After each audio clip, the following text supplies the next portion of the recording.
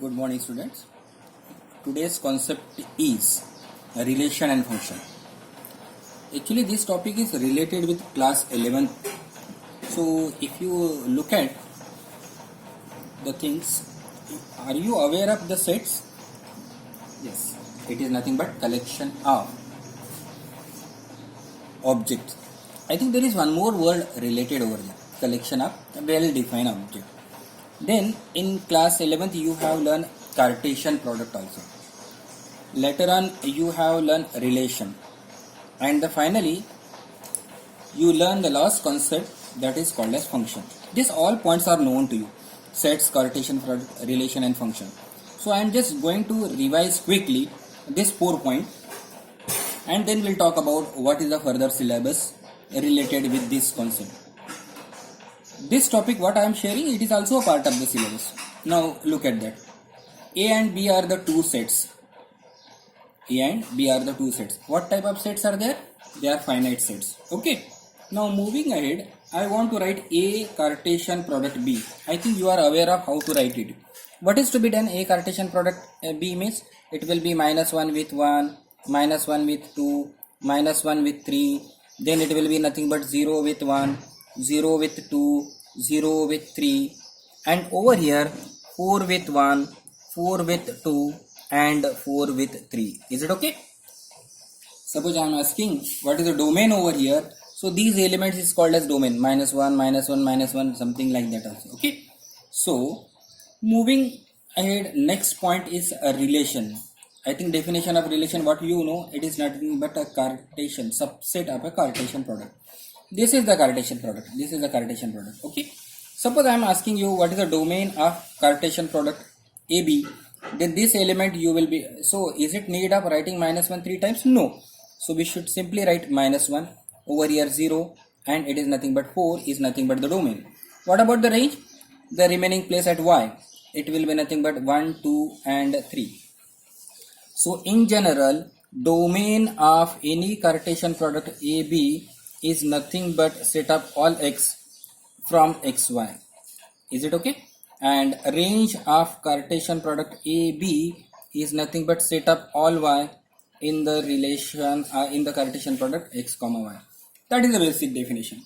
Okay, now we'll talk about A is related with B. So think about this Cartesian product. A Cartesian is equal to, I'm going to define a relation is equal to. Can I say -1 is equal to 1? No. So I just speak out the element from here where this condition will be there. Can you get anyone from this element where it will be satisfying this condition? No. So nothing will come. This kind of the relation is called as empty relations. So it will not have a domain, it will not have a range. Now another relation I am talking about is less than. Is it -1 is less than 1? Yes. So I will list over here. Is it -1 is less than 2? Yes. -1 is less than 3? Yes. Is it 0 is less than 1? No. So I cannot write this element. This also it will be not there. Is it 4 is less than 1? No. Is it 4? So there will be nothing will be coming. So this relation is nothing but -1, 1. So what is the domain? Domain is nothing but simply -1. What is the range? Range will be nothing but 1, 2, 3. This is a way of talking about domain and range of the relation. If you remember, we have learned one more concept that is called as inverse relation. Suppose I am saying general example, I am putting 3, 4, 5 -1, 1, 8 is nothing but one of the relation. What is the inverse relation means? Inverse relation is nothing but from B to A. So I should write it is nothing but 4, 3. Over here it will be -1, 5. It will be 8, 1. If you remember, we have talked about one concept in class 11. Domain of the relation. Domain of this relation is nothing but 3, 5, 1. And what is the range of the inverse relation? It's 3, 5, 1. So domain of the relation is always equal to range of the inverse relation. Range of the relation is always equal to domain of inverse relation. To continue further, we talk about the function. If you remember, the definition of the function is f is defined from A to B if every element of A must have unique image in set B. then f is a function from a to b, then this a is called as domain and this b is called as range of the function. Do you remember? If you remember one more thing from class 11th, we have drawn this kind of the graphs. From here we can get the definition of all relations and functions. Now how to get those things? Look here now. I am just trying to explain you what. Now can I say every element has an image? No. Is it every element has an image? Yes. And one more thing, two concepts. Every element must have an image and it should have a unique image. So if you look at this figure, all elements have an image. Over here this is not having, so I should cancel this. Now here also all have an image, all have an image, all have an image, all have. This element do not have the image, so I just cancel this. This all element have an image, all element have an image. So that is talking about the first concept. Now moving ahead, second one. It should have a unique image. This all element have a unique image. Over here all element have a unique image. Over here also all element have a unique image. Understanding this, no? If I call it is all element. Is it all element having unique image? Yes. Where it is failure, this is nothing but the failure case. So I am just trying to delete the failure cases. Is it this element have a unique image? Is it every element have a unique image? Yes. So now whatever it is there on the sheet is nothing but example of the function. What is the first one? This first one is nothing but example of one function. Is it onto or into? It will be onto. What is the difference between onto and into? Onto functions. What onto function means what? Range and codomain are same. Range is equal to codomain. And what is the meaning of into function? Range is nothing but subset of codomain. Do you remember this? Onto function, into function. What is the meaning of constant function? Constant function means all element will have same image. This is called as constant function. Okay.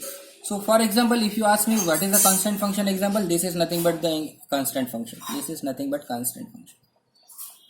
This is also one function. This is also example of one function. But along with the one, if you can see this dot, so this is one and into. Over there, this is constant function as well as it is into function. This is also constant function, but it will be nothing but onto function. Over here, this is not a function because dot is available over here.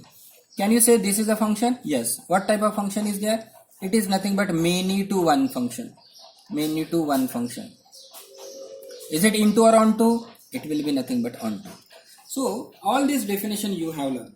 My focus over here to talk about whether inverse, all these are examples from f of a to b. My question is, can there is another function g which will take you b to a is called as inverse function. Is it inverse possible in this case? The answer is yes. Is it inverse possible in this case? The answer is no, because this dot will not allow you. This is no, because this dot will not allow. Over here, this is also no. Do you remember why no? Because from here you are getting the 3. So can about this one? This is also no. So inverse is possible only when the given function is 1 and onto. 1 is also called as injective. Onto is called as surjective. And if both are possible, then it is called as bijective. Remember these words also. Now, if I go back to the first picture, it is A, B, C. Over here 1, 2, 3. The given function is nothing but A1, B2 and it will be C3. Now, inverse function will be nothing but in that case, F inverse is nothing but 1A, it will be 2B, it will be 3C, That means, again the same remark will be raised. Domain of F is nothing but range of F inverse. Similarly, range of F is nothing but domain of F inverse. So these all things we have learned in class 11. So your concept will be based on that. I'm just talking about one question, how this fact is related.